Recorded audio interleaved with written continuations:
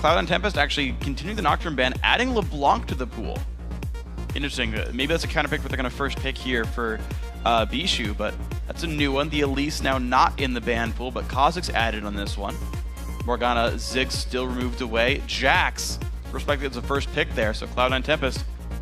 Soraka's still up, but did not really have a game-changing impact before. And as I said on the analyst desk, it looks like EG aren't concerned about the pick and are willing to deal with it. Yeah. And again, the focus on the jungle from C9T, trying to get Snoopé on a different champion. He performed very well on the Pantheon though, so. Yeah. Cloud9 Tempest, though, they still want to play the Soraka, and to me, I think this is the right choice because I don't think it was their team comp that backfired. I don't think their strategy was wrong, and I think to throw away your best strat, right? You come into game one with your best strat, arguably. To throw it away because something else went wrong, I think is silly. So they're saying, you know what? We'll still run Soraka. We'll still try to run a comp, probably with a lot of healing on it overall. And I also would expect another Corki pickup from Altec.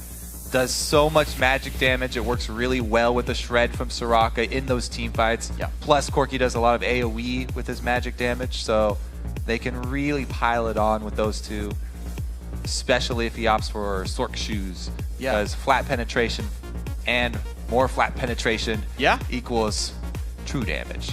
True. Absolutely can. And keep in mind also, Ryze now this time not banned by EG. So you might see the giant magic damage stack come in for C9T and be like, yeah, you know, Ryze, Yuzuki's going to have a really good game. More flat penetration. Exactly. Just stack it in. Jungle Karthus. Not the case. Jungle Evelyn going to come through here, so Cloud and Tempest having to play magic heavy on this one. They are really tunneling on that Evelyn pick. I think it must be the limited champion pool of Kez. Now, I know he does play Elise as well, though.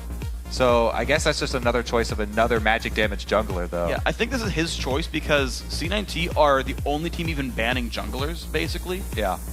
And they're like, yeah, Kez, you're still going to play the Evelyn. And this is Feral Flare OP patch as well, before it was changed to 30 stacks and before the price was increased. And we haven't seen Xin Zhao at all. Master Yi has only really played an EU challenger. We haven't seen him too much. I like how they called on the analyst desk how neither of these teams play Lee Sin in the jungle. However, Inox loves Lee Sin top lane. Yes, so he does. If the Lee Sin was locked in, that would... There we go. It's obviously going to be Inox. And then we will have a return to the Pantheon from Mr. Snoopé. Snoopy. All right. Well, let's give him the grab there, the Pantheon. So a lot of similar picks going through for Evil Geniuses. The only new one being the top lane so far, saying, well, you didn't get Jax because we banned it, but have Lee Sin, your other great champion for Inox. Yeah, this is interesting. Going for the counter pick here, Lee Sin into Ryze. Lee Sin definitely has the ability to kill Ryze early, and they can keep him down very easily with a Pantheon. One gank there, the same situation could happen as last time. You tip this top lane matchup with one gank, and then you continue that threat with the Pantheon ultimate. Even if an Evelyn does show up, Lee Sin has a pretty easy time of escaping that just because it slows and he can dash so easily. Yeah. And you can buy enough time for a Pantheon to come in with an ult counter gank, which would go disastrously for Cloud9 Tempest.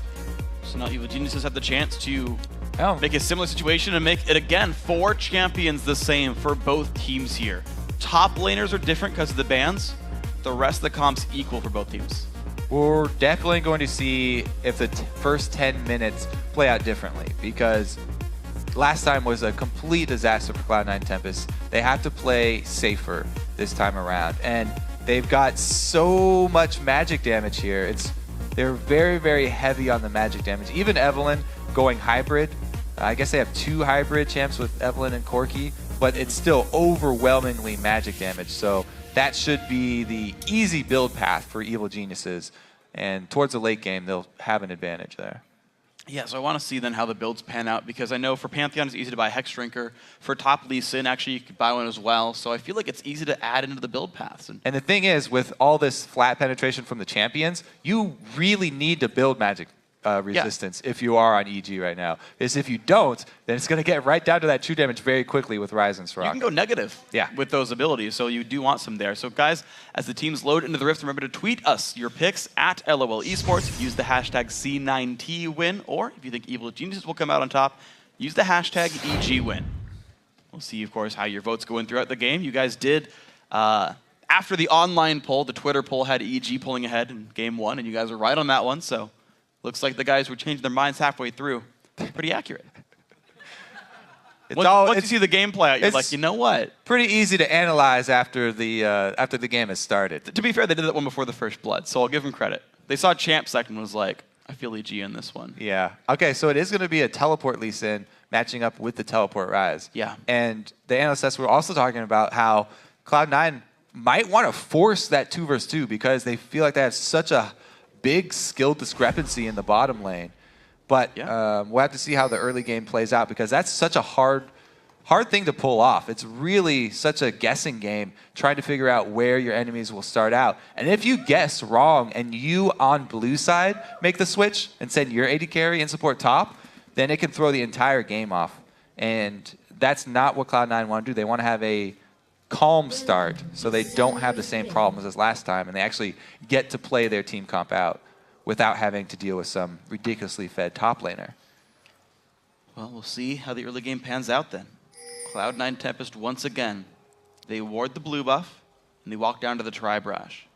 Now the thing is, if EG has like any coaching staff here, they can be like, hey, so by the way, their level 1 last time was ward the blue buff and go down to Tri-Brush, and CNT running the exact same plan.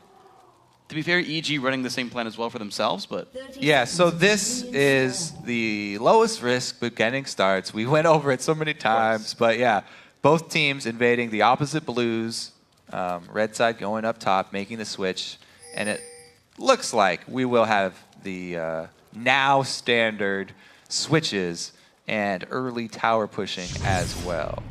Wow, and after watching game 1, people have changed their minds pretty heavily. Evil Geniuses definitely do look a lot better in this series. 84-16. You see the result from the game 1, and then you see the champions in game 2. Oh, they're all the same. Well, the odds. How good is Yuzuki's Ryze? The odds have changed. All right, so it's the 5-man invade using their Soraka to come as well. See how long he stays there. Orianna getting the early shove on Soraka could actually hurt that mid lane matchup. And it looks like Pobelter will get the early shove if he wants it. Getting the lane first. Can also zone Soraka pretty well with that ball placement. So it is going to be the 2v1 setup. No, actually, look at this. There's a recall. This is smart. Okay. So there's a recall from Glebe Larbu on Thresh. This is the counter to the 4-0 push. Your AD carry solos the empty lane, and you 3v4 the heavy lane. So they haven't recalled the other people, though. So right now, it is just the Thresh. Now the other two start to recall, so they're going to try and 3-man defend the 4-man push. They need to get there at the perfect timing, though, because EG are pushing on the second wave, and they're going to have Lee Sin and Pantheon in position. If it's just Glebe, then they can catch him out. So good ward, but they need to get into the turret to be able to defend it. They are trying to teleport in just to get positioning here. Evelyn really far behind. They're both level 1. It's a 2 versus 4. Yuzuki going to take a whole bunch of damage. Stunned up. He goes down for first blood. He was alone on that one. Second wave push comes in too fast. Yeah, so if you try and counter the 4-man push, you have to be in position under the turret when they're all 4 there. Those extra few seconds will cost you first blood. Just saw it there. Ryze does bite dust first. And he also used his teleport to try and get in there in time. So huge upset here for Cloud9 early. They're going to be very far behind, trying to make something happen with countering the 4-man push, but they weren't able to get the timing down. Yeah, and Inox, of course, just teleports down to the bottom lane to hold this lane 1v1, so not much missed XP for Evil Geniuses overall. Looks like Yuzuki and Glebe will be safe up here, but it's just different 2v2 lanes. I don't know if this is the one that C9T really wanted. Well, their duo won't have to face up against Altec, so this might even be good for EG since the support and AD carries are split up. And they won't have to deal with the quirky bully. I wonder how good the Yuzuki-Glebe synergy is. I don't feel like they duo lane very much, but the thing is, it almost works out because you've got... Here's the thing, right? Like, Ryze is still ranged. He can last hit pretty well. I feel like he'll be safe, and actually has kill threat with a Thresh under the turret, whereas Altec can zone away Inox. It actually might be, despite the first blood, a slightly better lane setup for C9T. Maybe.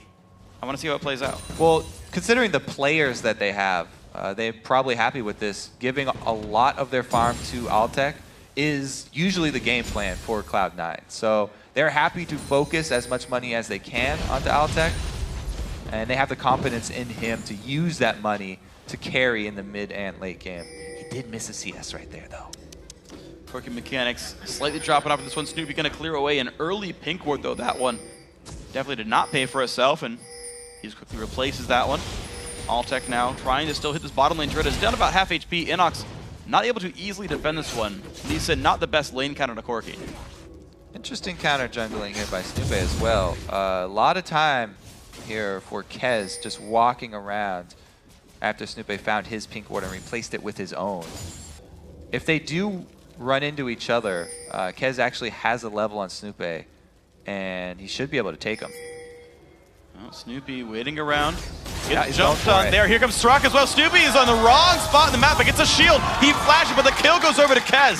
So again, Snoopy actually gets caught going for a gank, and this time around, the flash does not save him. There's no Jax to stun. Inox finding some good damage in Altec, though. Half HP and almost no mana now in the Corki. You can see what Altec was doing there, though. He did a short Valkyrie just to get enough distance so he could turn back around and auto-attack. He wasn't just running blindly away from Lee Sin. He was still looking to move aggressively. Some danger right here. Altec does have Summoner Heal, burns it, but Inox has the Q. Does have to flash away. Altec not going to chase. Yeah, he's calculated there. The one more auto-attack would not be able to kill Inox. So he does not go for it, and he takes the summoner advantage. It's these small things in the trades that that Altec does that really make you appreciate his play.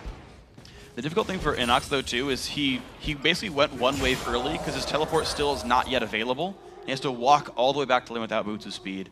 Double Doran's Blade will send him to the top lane. Yuzuki, 30 CS to the 27 of Lee Sin, and this Ryze has TP available. I feel like when the lanes settle out, this is a better match for C9T's top laner. Yeah, they're happy to get Yuzuki to that tier very early here. Now he can actually recall, and both teleports for the solo laners will be up. Yep.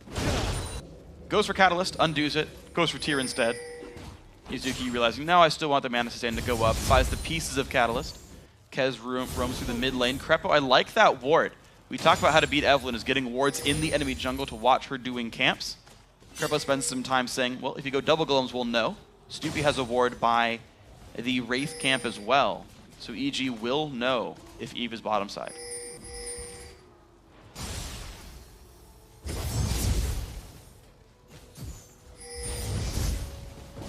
Mid lane is holding equal as well. So it was actually better for Pelter by this point last time in. Looks like it's gone a little bit more equal. Doran's Ring.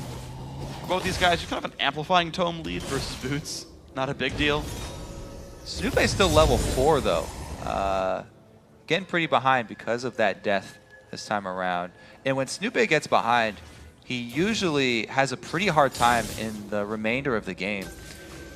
One of the problems that plagued EG for a long time in the LCS was if they do not get off to a good start, they force a lot of engages. Yeah. And they overextend, and they get even further behind. They kind of do a snowball against themselves. And here, a level 4 Pantheon tanking up the dragon. Evelynn's on the top side of the map, so they're trying to rush it down, but Soraka is getting into place, and she's an amazing team fighter. Looks like the Gambit paying off for EG, though. Able to secure the global objective without even losing much pressure on their mid turret. Very nicely done there. Evil Geniuses. They missed a minion wave, but who cares? Kaz is 6, Snoopy's still 4. Yeah, even after the dragon, still level 4. Now 4 2/3. Yeah, he's got a ways to go. He will get the catch-up bonus experience from his red buff, though, because when you are behind as a jungler, you get a percentage increase in experience from killing the big monsters of your jungle camps. And since your red buff does update without having to kill them, he should jump up pretty big here. Smite comes through, see what he gets. Full level from that one, and he's most of the way to 6 already. Yep, he just needs one more golem. That almost was 2 levels right there. Clearing out the red. Kez getting into position, though. He's 6 and Snoopy's on the wrong side of the map. Sneaks into the second brush. Is going to get spotted out. Oh! He just got out of range there. Wow. Because of the the circle that Krepo's walking in. They're going to be okay. There's the jump in from the backside. Burst onto Yellow Pete out of nowhere. So Kill goes to C19. That is a game of inches. Here goes the Pantheon ult though. Trying to make Altec pay. He missed the big rocket. Now in a duel with Snoopy. Teleport comes in. Altec does not have heal. And Yuzuki He goes can't down get enough fighting fight though. time. Yuzuki can't clean up anything out of that. Wow, what a nail biter for Altec. Bishu Pavos are now in a fight. 8 versus 8. Shockwave is available. So is Ignite and Heal. It's going to be nothing for nothing though. And Evil Geniuses actually, they found their way back into this game thanks to that Dragon and the trading kills. EG's ahead in gold. So both junglers with successful ganks on opposite sides of the map this time around. Altec almost was able to outplay that 2 versus 1 and get someone low enough for Yuzuki, but not quite. Just seconds are making the differences between these two plays, up top and down in the bush, where Krepo barely backed off for a second and allowed Kez to get into the bush. Yeah, wow, so there we go. Level 9 now found for Soraka. 9 soon for the Orion in the mid lane, and we have a 400 gold lead for Evil Geniuses. How else will the lanes pan out? Looks like Yellow P actually rushing for a Trinity Force, Altec doing Bloodthirster, which means Altec's slightly stronger in a fight right now. You can see he has a level lead because he was soloing that bottom lane for so long. Can he bully out Yellow Pete much? The trading blows back and forth. Q's dodged. I do like the game plan from EG as well, focusing Pantheon ults this time around on Altec to try and keep him down since C19 are funneling a lot of money into that Corki. They don't want to let him get out of control, and you saw how he almost already got to that point as he was taking down Inox, and Snoopy barely was able to save him. Good job shoring up their weak spots. Bishu, though, in the middle of 3 to 4 enemy champions. Inox comes from the side. Kez down to half HP. Snoopy got a flash stun, but the heal comes out, keeping him safe. The kick not going to do enough now. Snoopy, Inox on the wrong side of the map. Glebe, does he have the spells available? Yuzuki just might. The burst comes down. Snoopy falls. Inox goes down. Double kill Yuzuki. Ooh, too deep for EG right there, and good roam down from Yuzuki coming to clean up. That should also give them control here. Pushing against Orianna is not quite as difficult as pushing against Soraka, but it still will be a task for them, so they decide not to try and go for it. Meanwhile, we just still have this duel, the AD carries featured matchup right in front of us. Altec goes in. Yellow Pete forced back to the turret, does not dodge the Q. One more rocket, not going to go for it. He needs a real big one. Yeah. To be able to take this. Oh, look at this. Thresh coming in from the side, just warding though. And he does not get another rocket off to stop the recall. But the Pantheon ult is up. Ooh, this is risky. Leave not on top of any wards, realizes he has no teammates around. Support can't solo the blue buff steal. Tough life. It's unfortunate. You can steal it from enemy champions, though. Afro can. Yep. Empowered Q. Doesn't mean too much. Krepo's going to be fine. His bottom turret is going to stay alive here, so this push hasn't really done too much for C19, but create a lane for Altec to farm. And he's got 113 minions right here. It also has resulted in Yuzuki with both of his scaling mana items already completed at 13 minutes. So C19 are pretty happy and with the way this one is turning out this time around. 800 gold for these guys. Kez level 8. He has been part of 3 kills so far, so he's had a bit more success there. Has more minions than Snoopy as well. Bishu going pretty deep in enemy territory for some wards. Problem is he walked through some pink wards doing so and didn't sweep them away. So this is all known. EG pinged both wards that went down. Yeah, so there's some good wardage around the dragon for Cloud9 right now. The only problem for them is that the teleport for Inox just came up, and Dragon's in 40 seconds or so. Yuzuki's will not be up in time. So Kez is trying to pressure top preemptively before Dragon spawns, get some pressure there, either make him force him to recall and teleport back to try and save minions, or get some sort of pressure up top before going down for that second Dragon fight. Good call right there, but he wasn't able to make anything happen. So he had the right idea, just not able to execute anything up top, and now the threat of Dragon is going to draw him back down to the other side of the map. 13 seconds to go, right about the timer on Yuzuki's teleport. He should be able, he'll be about 30 seconds late if EG goes for the Dragon fast. And we saw how fast they did it before, even with a level 4 Pantheon. So 30 seconds is going to make or break the next fight if EG decide to pull the trigger. We'll see. Bishu in a half HP. Pobelter does not know Evelyn is coming. Bishu's going to go back here for this one. Here comes the engage. The shockwave lands on 2, but here comes Pantheon on the backside. Bishu does have the wish, but no summon is available. Big burst in from Snoopy, but he goes for Kez. Kez fires back. One hate spike, and he gets it. Kez on the retreat. Pobelter very low. Has to get out. So with both junglers going so low, the dragon fight is going to have to wait. One of them needs to respawn and the other needs to heal. Both mid laners come out of that pretty evenly though. All right, it's time for the bottom lane bully here. Krepo shields the wrong person. Leave with the box and the flame. Krepo flashing out. One rocket. Ooh, summoner heal keeps him safe. Close one there for Krepo. Almost costing him his life, but they are going to have to give up the turret for that. We'll see if C9 actually venture into that pink ward bush. They're trying to deny more minions to the turret, leaving the turret up for as long as they possibly can, making the bottom lane of EG pay for that mistake. And because of that mistake, not only is it the turret, but they can also get that dragon that we were hyping up. And EG not in the position to contest this one. 5-2 in kills, 1-0 in turrets. Had a weird start, but we went down finally to 2-on-2 lanes, and Cloud9 Tempest now up 3,000 gold as a result. Uh-oh, Pobelter's under attack. It's gonna be all right. The Flash keeps his robot body safe. He's gonna be all right. So I am glad that we got to see C9T go back to the same strategy here and actually perform it without having to deal with a uber-fed Jax this time around, because it's going to be very interesting to see a team fight with all this magic shred and magic damage on the team. If we look through the inventories here on EG, they don't have a lot of magic resistance. They've got a couple no magic mantles. That's it. And you know, the Athenes is going to help out Pobelter a bit, but we'll see how the shred comes into play. You know, for what it's worth, they've got an armor shred too.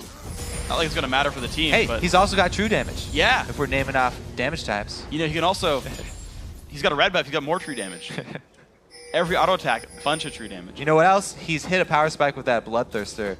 Let me see how many stacks he's got. Oh, it's fully stacked. Yeah. So there it is. He's got the maximum efficiency right now on that Corki.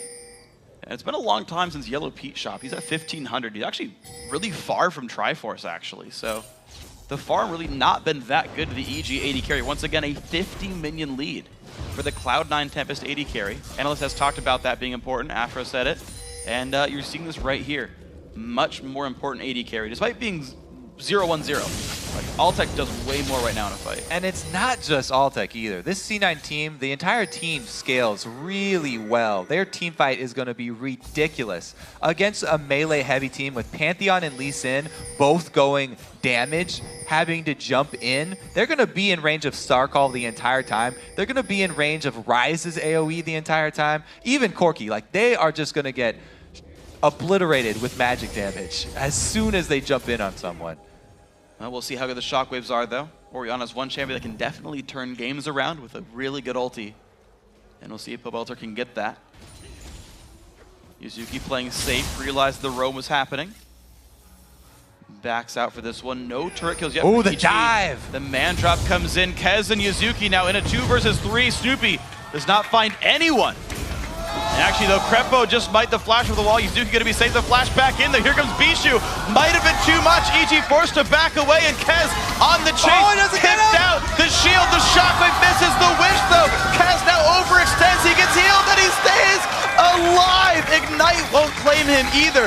Krepo has a shield. I'll take it as a turret. Krepo's got Flay. And there's the kill picked up. Oh, big fight, C9T. Wow, turning around the dive. C9T, they force, this was the engages we were talking about from EG. I said when they get behind, they force these things and they get further behind. They snowball against themselves. When they get ahead, they press it really hard and they get a tremendous lead. We see games like last time. When they get behind, it's the exact opposite here. So once again, they go for the dive, but the move speed on both these champions. Ryze pops his ulti, Kez pops his W. Yuzuki does a good job of flashing over. It's so fortunate that he did it at the exact time that Inox actually threw his Q. So much damage being put out with the Ryze and Soraka. That's what we were just talking about for so long. And Kez survives because of the ridiculous amounts of heals and shields from the team, ending up with a 4-man. It was a 4 versus 4, but Lucian was actually doing nothing this whole time. Lucian was just walking across, trying to join the fight, whereas Altec was on his own mission. He was getting farm, and he was also taking turrets. The flash summoner heal from Bishu is what saved Kez in that one and kept the fight going. So teamwork all over the place for these guys. Managed to make the plays they needed to do. 5,500 gold now puts Cloud9 Tempest ahead in this game 2. Very lackluster first game, off some early game mistakes. They stopped those from happening, and it's a much different game here. Now the test is, so Evil Genius says they had a giant lead early on, a big fed Jax. They said, okay, we'll control the map, we'll siege up, and close the game in about 35 minutes. Cloud9 Tempest now are in control. How do they play with the lead? I'm really surprised at the fortitude of these Cloud9 players. They are young players. They talked about not having land jitters anymore, but the confidence to go right back to the same strategy that they got obliterated with just because of an early game mistake. They're like, yes, that was an early game mistake. We're not going to abandon our plan. Everybody stay on board. We can do this. And they're definitely pulling it off this time, even with, again, failing with part of their plan. Trying to go with the 3-man defense of the 4-man push. They still pulled it out. They concentrated towards the mid game, and they've held together just so well. Yeah, actually, I remember at the end of game 1 where they got pretty much one-sided, just stomped. They were all kind of smiling. Like, Bishu sat there, was like, yeah, we lost it. Yeah, it was a really bad play at top. Well, you know what? It's fine. Like, you could see it on his face. He was not even worried about the series. And so, you know, I just kind of want to echo your point that, yeah, these guys have been coming back in this game. Came back from a very rough level 1, and they're doing much better here. So, let's see what their next move is. Siege towards the mid lane. Glebe helping out with Bishu a little bit there. Another ulti. Gigantic. Push in now towards Yuzuki. Not in range for the stun. Inox finds the Q, though. Slows him down, and this Ryze has got nowhere to go. Great kill picked up. Shut down. They're waiting in place for the dragon, though. Snoopay commits up top. Cloud9 get an objective for it. Now, the question is, how fast can EG push? Can they get this secondary turret down? Because that would be completely worth it. However, the minion waves are lagging for them, and it doesn't look like they're going to have enough damage to pull this one off. Only 3 ranged, no way. And the mid-outer turret actually goes to Bishu anyway. Looks like Pobelter had to pull back for a little bit there, and EG don't get anything for it. It's actually a dragon and an outer turret for a kill. The outer turret was pretty low. Well, yeah. We'll give it to him. Okay. Altec, we're trying to make some solo plays here. He's got red buff. That was through 2 shields. That was Orianna and Karma putting a shield. He went down to half anyway. So there's some very real damage there. It is Sword Shoes, by the way, for Altec. And I like this. He went Sheen into Pickaxe. I think he's actually going to finish the Last Whisper next. That'd be weird, but I feel like the double penetration build. It's weird to me. Like I'm not completely convinced by Last Whisper, but it's like I could see him not finishing Triforce. We will check the damage split of Corki after this game. Usually it's pretty heavy magic if he's doing, more poking. He's doing a lot of auto attacking as well, though, so we'll have to see what the split comes out to be and if Last Whisper is warranted. This time around, though, with so much magic spread, I feel like he's just want to buff up those spells. C9T, yeah, significant vote swing there. Fickle voters. Well, I mean, I think they're just being smart with this one. No faith, man. You gotta stick with your choices. Even in the face of a 6K gold lead. Well, hey, there you go, 70-30. They've matched the kills. It's 7-3 in kills. So basically, every time you get a kill, 10% vote swings in your favor. All right, C9T need 4 more kills. They're 110% likely to win. That's how numbers work, Freak. Yes, it is. Don't worry, we got this. Boboth are going to take away some wolves. The Pink Ward Wars. All the Pink Wards are dead. It's a massacre. And only the Greens survive. But they have really short lifespans anyway. They do have natural causes very often. Glarbu, Pink Ward. Uh-oh. Another fight for wards up there. Bishu steals the kill. No gold to Glebe whatsoever for that one. Even though he did 4 of the 5 hits. All right, Ryze is fully stacked, guys. He's got both of his items to completion now. And he's ready to team fight. Yeah. Him plus Soraka. they are looking to force something up in this top turret. They preempted this move with some pretty decent vision in the jungle, but they weren't able to clear out everything from EG. So the picks will probably be pretty hard to pull off, but it's the right idea. Snoopy. Oh, he Nice. wins the war over the Wraith. Now, if the whites... Never mind, I don't want to bring that up. Nope, it's fine. We are I see. We are not naming all these cannons. All right, the 5v5 that CI9T want may just be unfolding before our eyes. Kez looks for Pavelter. There's a Lantern, one-man slow from the E-Volt. The three-man Shockwave, though. This could be really big. 1-for-0 so far. Bishu is healthy. The hook on an Inox, and Lee Sin goes down. 2-0. Bishu pops another couple of Summoner Heals. He stays alive. Third kill picked up. Two of them going to the way of Altac, and Cloud9 Tempest win a big fight. Yeah, we get to see the power of the team fight, and they do get that pick that they're looking for with Kez. All he wanted was that slope, just to get one person out of position, and they obliterate their target. This is the power of the mid-game spike here from the Corki Soraka Rise. They have ridiculous team fight, and if they can catch you, they will kill you, and they will take Baron after. And Kez undefeated in smites, but here comes the Pantheon. C19 crew back up. Kez gets obliterated. Snoopy gets one kill. He will trade his life for it. No one from EG is around. It is one Baron buff off. But it is an assisted kill going over to C19. Now, the teleport down here from Yuzuki, they're also going to save the turret. So even though EG trying to push down bottom, they don't get anything out of it. And Yellow Pete's got to be careful. Yuzuki can easily take him out 1 versus 1. Rise is a scary dude. However, 4 versus 1, the rest of this team rotates down. Yeah, They're it's been swinging. pinged out. C19 knows about it. Krappa gets some wards. This is good. EG, despite losing control for a couple of fights, get wards down deep in the jungle. They take the mid turret down. Yuzuki has been tipped off. Someone called into the hotline, gave him an anonymous tip. It's like there's a Soraka on the loose, or an Orianna on the loose. Gotta be careful. Well, it was a karma. Whatever. Good try. I'm not saying the anonymous tip was reliable. Okay. The guy who called in said it was Orianna. Well, job well done. Now they've got Baron buff, and another siege would probably just result in action if they get a hook onto somebody. They're going to be looking for Glebe to throw out the hooks under turret, and if they can land one of those, they definitely go for it. But EG, they should not be trying to force anything, just waiting till the tower dive comes from Cloud9. Well, there's 2.5 minutes left on the Baron buff for C19 to look for that dive. They do have heavy armor on Kez. Rushed around to Anduin's Omen, added a Ninja Tabi. You've got Frozen Heart already done for Bishu as well, who also went Ninja Tabi. So there is a lot of armor there if they do want to dive. Face of the Mountain also done for Glebe Glarbu. So there's extra shields there. Glebe hits a ward. There's the dive in towards the top lane. Altek's kind of got nowhere to go. Glebe is just below him, though. And the catch is not there. Altek gets away. Yeah, Snoopy would have to fully commit to that if you wanted to get that pick. You would have to flash for that stun. And he does get it, but it's a little late. Glebe are already there for the exit. You flash for the stun, and there's a lantern there. Kreppa, though, gets the root onto Kez. Lands a Q, but haste afterwards. There's a big ulti across. Bishu in the middle of the fight as well. Altek there for the cleanup. One kill picked up. Single man shotgun, but he goes down right away. 1-for-1 fight so far. EG, can they get out? Inox jumps the wall. Yellow Pete looks safe. Bishu takes damage. It's 4 versus 5 though. The entire time Rise is pushing down bottom, and he's got the turret. All right, that's Inhibitor turret going down. Inhibitor itself now taking damage. Yasuki has some extra ability power, and it's decent damage, but he backs off. All right, they can take Dragon now. Just move all the way down and take the extra gold that is on the map. No need to press for an inhibitor.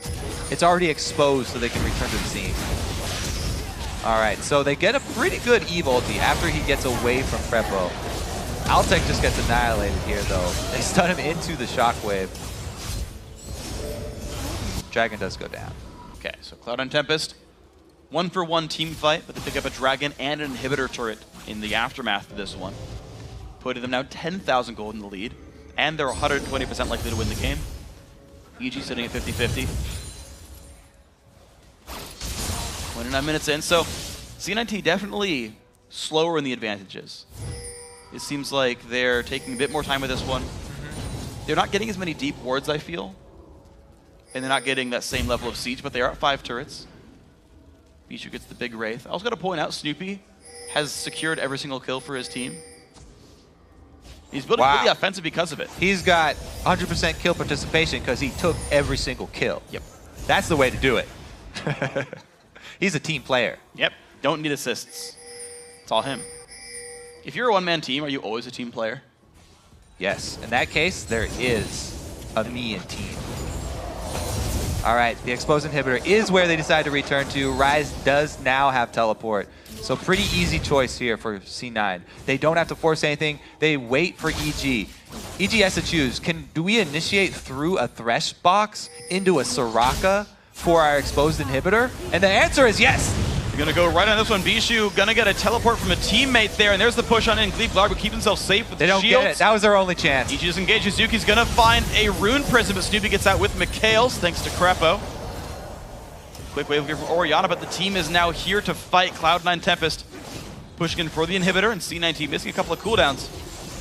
EG as well. It was a good attempt there from EG, trying to catch C9 off guard because there was no chance if they grouped up as 5, and EG trying to take advantage of the Pantheon ult, but just barely not being able to pull it off. Means that C9 are probably going to walk this one in. There we go. There's another turret going down, making that 6-3. Bottom inhib already dead, a small minion wave left, and they push in for inhibitor turret number 2. Bishu tanks it up. Crepo takes a big burst of damage. He goes down to Yazuki, who just dives in the back line along with Bishu. Gonna be the turret going down now. Snoopy locked up. The phosphorus bomb. The swarm comes through, and it's 3 kills picked up for Cloud9 Tempest. This could be the game-winning push right here if the respawns don't come in time. I concur. Well, mid inhib's gonna go down. They ping towards the Nexus turrets. 15 seconds of 5 versus 2. Pobelter does have a shockwave. Inox about has ulti. 2-man shockwave, good damage, but down goes the first kill. Inox kicks him back, but he goes to Rune Prison as well. That's going to be Nexus turret number 1. Only Crepo now alive. Nexus turret number 2 under fire. This should be C9T closing out the game, making the series 1-1. And the next team to win 2 games joins the North American LCS. All right, Cloud9 Tempest fire back and even up the series. And a very well played game. 32 minutes, actually shorter than